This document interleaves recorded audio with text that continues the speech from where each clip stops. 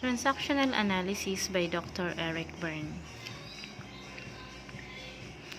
Eric Berne was born on May 10, 1910 in Montreal, Quebec, Canada as Leonard Eric Bernstein. He came to the United States in 1935. And in 1936, he began his psychiatric residency at the Psychiatric Clinic of Yale University School of Medicine, where he worked for 2 years.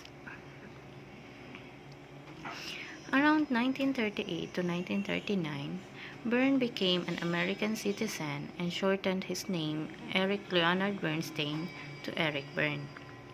He also went into the Army Medical Corps. Eric Berne married twice and was divorced twice in his whole life. And in 1947, he began to work with Erik Erikson. Their working relationship lasted for 2 years. Berne's work began to diverge from the mainstream of psychoanalytic thought, and in 1949, when he was rejected for membership in the San Francisco Psychoanalytic Institute. Eric died on July 15, 1970, and he is buried at the El Carmelo Cemetery in Pacific Grove, California. Okay, that theory. His theory is about transactional analysis. It is a personality theory which gives us a picture of how people are structured psychologically. Transactional analysis is underpinned by the philosophy that people can change and we all have a right to be in the world and be accepted. In therapy, transactional analysis can be used to address one's interactions and communications with the purpose of establishing and reinforcing the idea that each individual is valuable and has the capacity for positive change and personal growth. A transaction is the fundamental unit of social intercourse. Transactional stimulus. If two or more people encounter each other, sooner or later, one of them will speak or give some other indication of acknowledging the presence of the others. A transactional response. Another person will then say or do something which is in a way related to the stimulus. The agent is the person sending the stimulus, and the respondent is the person who responds. So we can say that the transactions rely on the back and forth communication. Berne suggested that people have 3 ego states. So what is ego state?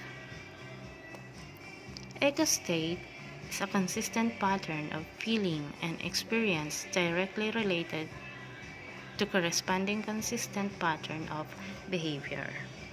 Ego states are a concept that helps you analyze in which state you and other people are in.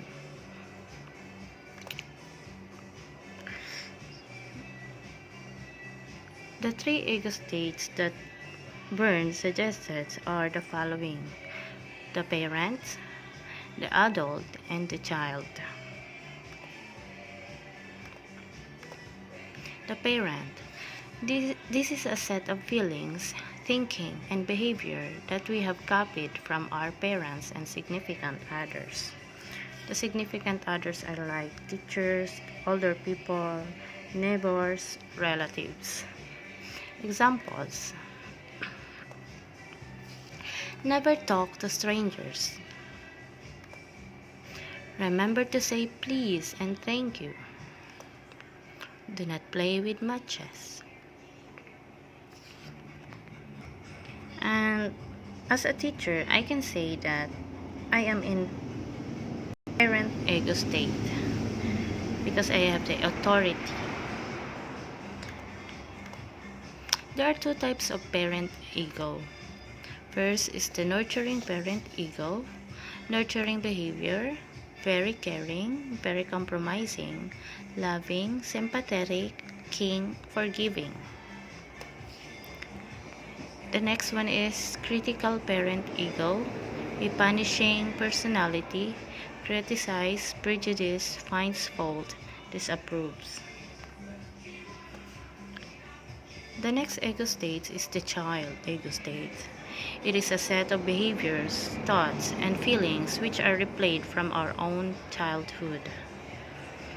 Examples are, I feel happy when mom hugs me. Dad's late night movie was very scary. And I can say that as a grade 1 teacher, sometimes I am in child ego state.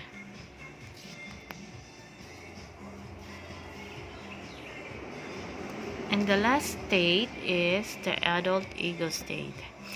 It is about direct responses to the here and now. We deal with things that are going on today in ways that are not unhealthy, influenced by our past.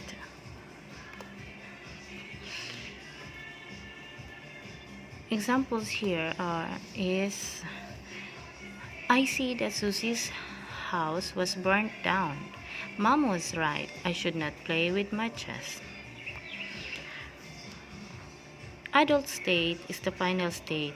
It is a period in which a child develops the capacity to perceive and understand situations that are different what is observed or felt. This state is the one of maturity and being able to act responsibly.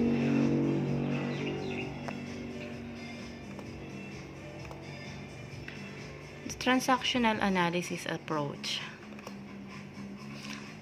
Its goal is to assist participants in becoming free of life scripts, the unconscious life plan, or types of interactions made or adopted in childhood.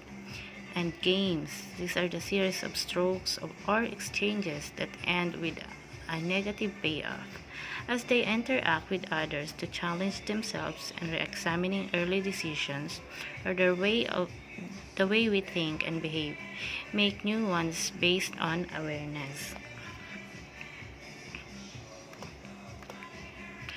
Rationale for a group approach. Byrne believed that group therapy could hasten the yielding of information about one's personal plan of life faster than through individual therapy. Awareness is an important first step in the process of changing our ways of thinking, feeling, and behaving.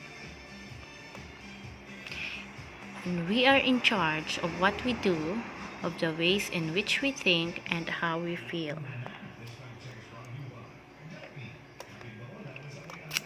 There are stages of transactional analysis in group based on goal things. The first stage is the initial stage. It is the relationship between members and the group leader is established. Of course, we should build first rapport. The next stage is the working stage. After contracts have been formulated, the group goes through recognizing and working through impasses from early childhood. Next is the last stage, the final stage. Once a redecision has been made from the child ego state, the group provides support for members who begin to feel and behave in a new way. The classical Byrnean approach. Structural analysis. It is a tool by which members become aware of the content and functioning of their ego states of parent, adult, and child. Transactional analysis. Under the structural analysis is the transactional analysis, which describes the transactions among the ego states when members interact with one another. Transactions may be described as complementary, ulterior, or crossed.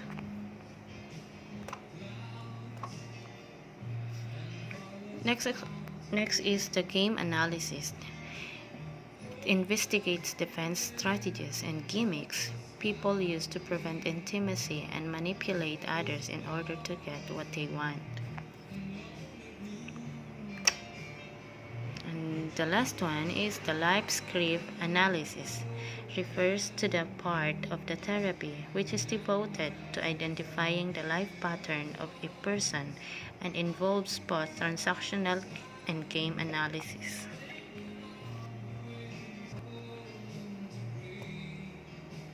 That's all about transactional analysis. Thank you.